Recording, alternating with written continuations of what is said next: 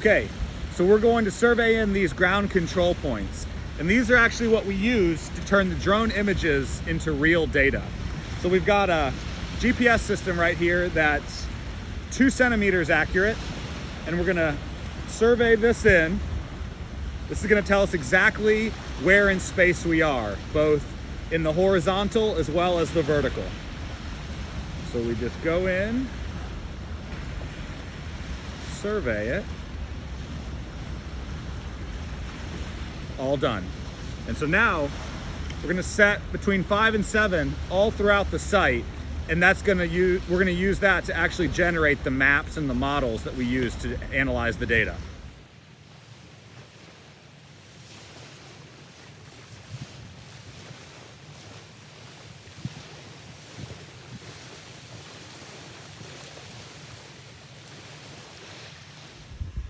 So we're about to take off the drone here at Cherry Beach in Chikaming Township, and the drone's gonna go up, and I've already sort of predetermined the flight plan here on the app and the remote controller. So we're gonna have it take off, then it's gonna autonomously fly this.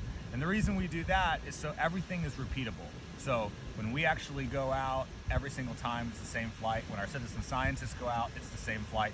And that allows us to look at change very, very accurately.